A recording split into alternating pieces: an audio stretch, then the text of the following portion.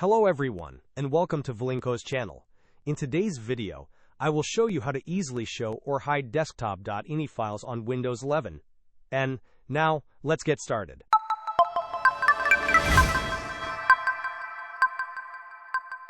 To begin, if you want to display hidden files like Desktop.ini on your Windows 11 computer, there is a straightforward method.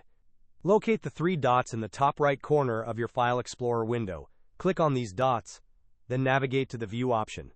From the drop-down menu, select Show, and then choose Hidden Items. If Desktop.ini files are currently hidden, they will now become visible. To reverse this and hide them again, simply repeat the process.